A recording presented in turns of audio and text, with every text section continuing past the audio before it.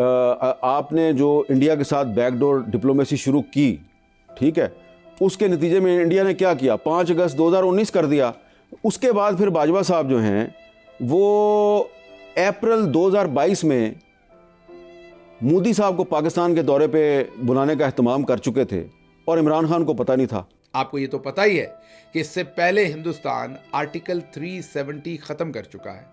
Article 370 जमानत देता था मकबूजा कश्मीर को, कश्मीर की वैली को एक जुदागाना तशख्खुस की। वो दिल जीतना शुरू हो गए हैं लोगों के, और करते करते वहाँ इतनी तरक्की हो जाएगी, ऐसे रिजॉर्ट्स बन जाएंगे, वहाँ पे फॉरेनर्स आएंगे कि आप देखेंगे कि वहाँ की जो पॉपुलेशन है वो इंटीग्रेट कर जाएगी। ये अनफॉर्चुनेट रियलिटी है। हम नहीं कर सके अपने मेन लैंड पाकिस्तान में, वो मकबूजा इलाके में ये करने में कामयाब हो रहे हैं। ऐसा ऐसा हमारा सारा बयानिया कि टोकरी हो गया है, तबाह बर्बाद हो गया है। तबाह बर्बाद बर्बाद बर्बाद बर्बाद कर दिया। सड़कों पर होगा पूरा पाकिस्तान। जय हिंद दोस्तों, नमस्कार। आप सभी का बहुत बहुत स्वागत है। दोस्तों, जैसा कि आपने देखा, पाकिस्तान के पत्रकार भी दंग रह चुके हैं जो खबरें उनको कश्मीर से सुनने को मिल रहा है। अब एक वक्त था दोस्तों जब कश्मीर से नेगेटिव न्यूज़ जो है वो ज़्यादा आया करता था, लेकिन अब दोस्तों नेगेटिव न्यूज़ बहुत कम है और जो सकारात्मक खबर है, जो पॉजिटिव न्यूज़ है, वो अब कश्मीर से ज़्यादा जो है वो लोगों को मिल रहा है। पहले 2023 में 2.7 करोड़ लोगों ने कश्मीर विजिट किया, वहीं पे अब 2024 का जो आंकड़ा आया है लगभग 3 करोड़ लोग जो हैं वो कश्मीर 2024 में लोग गए वहाँ पे। तो इसी से आप अंदाज़ा लगा सकते हैं कि लोग वहाँ पे अब पैसे कमा रहे हैं, लोग खुश हैं, लोगों को हक मिल रहा है, कश्मीर तरक्की कर रहा है, वहाँ के जो नौजवान हैं वो आगे बढ़ रहे हैं। और यही देखकर जो पाकिस्तानी पत्रकार हैं, जो पाकिस्तानी हैं, वो जो है परेशान हो रहे हैं, क्योंकि पहले बड़े आसानी के साथ में उनको खबरें मिल जाया करती थी कश्मीर से, जिसको उठा के वो झूठा जो है एक नैरेटिव बिल्ड करते थे, प्रोपेगेंडा करते थे, लेकिन वो अब पाकिस्तान कर नहीं पा रहा है। और उधर पीओजे के लोग ये सब देखकर परेशान हैं और वो भी चाहते हैं कि वहाँ भी ये सब हो, लेकिन पाकिस्तान की सरकार जो कि पाकिस्तान के लिए कुछ नहीं कर पा रही है, तो वो बेचारे पीओजे के लोगों के लिए वो क्या ही कर सकती है। तो आइए बढ़ते हैं वीडियो में आगे, सुनते हैं पाकिस्तानी पत्रकारों का दुख दर्द जो है वो सुना जाए। और अगर आप चैनल पर नए हैं तो चैनल को सब्सक्राइब जरूर से करें, बेल आइकॉन प्रेस कर लें ताकि आपको वीडियो जो है वो मिलता रहे। बीजेपी की जो हुकूमत है, नरेंद्र मोदी जिसके वजीर आज़म है, इनकी जो पिछली टर्म थी उसमें उन्होंने आर्टिकल 370 ख़त्म किया और जो मकबूजा कश्मीर का जुदागाना तशख्खुस था उसको ख़त्म किया और कश्मीर को अपने अंदर उसी तरीके से, मकबूजा कश्मीर को अपने अंदर उसी तरीके से खींच लिया जैसे भारत के दूसरे इलाके हैं। लेकिन बहरहाल उन्होंने अपनी पॉलिटिकल हिकमत अमली से बहुत सारा सफ़र बहुत थोड़े अरसे में तय किया और उस सारे वक्त में हम कौन सा सफ़र कर रहे थे वो मैं आपको अभी बताता हूँ। लेकिन उन्होंने पहली दफ़ा ये जो हाल ही में कश्मीर में होने वाले इलेक्शन थे उनमें हमने टर्नआउट भी बहुत बेहतर देखा और इलेक्शन का दिन भी स्मूथ देखा। उन्होंने जो इंटरव्यूज़ उनके मीडिया ने वहाँ से शेयर किए, ज़रूर उसमें थोड़ा बहुत तो उन्होंने ऊंच नीच की होगी या काफ़ी ज़्यादा की होगी और आल्टर्ड या डॉक्टर्ड आप कह सकते हैं उन इंटरव्यूज़ को। बहरहाल कश्मीरी लोग कश्मीर की सड़कों पर खड़े उन वोटों के अंदर हिस्सा भी डाल रहे थे और कह रहे थे कि हम चाहते हैं कि यहाँ पर इलेक्शन हो और डेमोक्रेसी हो। मतलब 370 भी ख़त्म कर दिया, हिंदुस्तान के बाकी हिस्सों की तरह उसे अंदर आपने उसे आप कह लेंगे जम भी कर लिया और उसके बाद वहाँ पर इलेक्शन भी करवाए।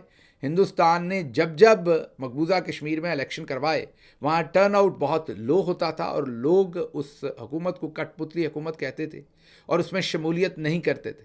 लास्ट जो इलेक्शन हुआ उसमें आपने देखा कि ये तमाम चीज़ें आपको इम्प्रूव करती हुई नज़र आएँ। कभी तरक्की नहीं हो सकती जब तक जबर चले। आप मकबूजा कश्मीर की मिसाल ले लें, भारत जब तक वहाँ पे जबर करता रहा तरक्की नहीं कर सका।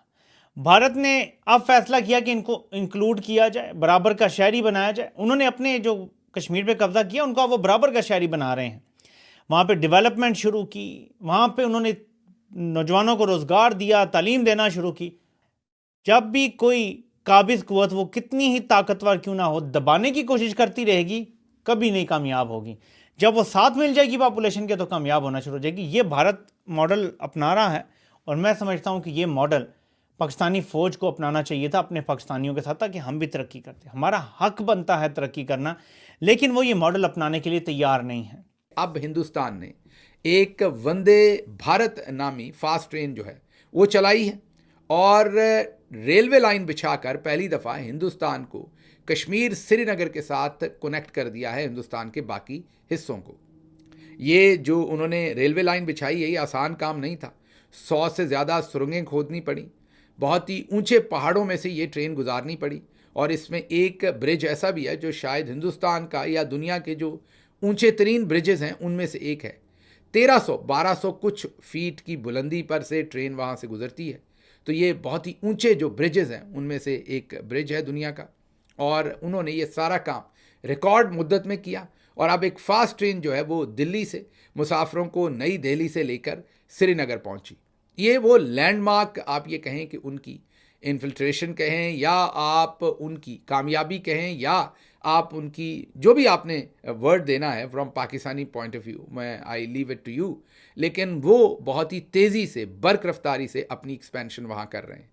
दूसरी तरफ हम क्या कर रहे हैं, आप हमारे हालात देखें कि हमने मकबूजा कश्मीर को तो हमेशा आज़ाद करवाने की बात की और वहाँ पर इंसानी हकूक़ की खिलाफ वर्जी की, लेकिन आज़ाद कश्मीर की मैं जब आपके सामने ख़बर रखता हूँ तो आपको लगेगा कि हम तो हिंदुस्तान को सपोर्ट कर रहे हैं।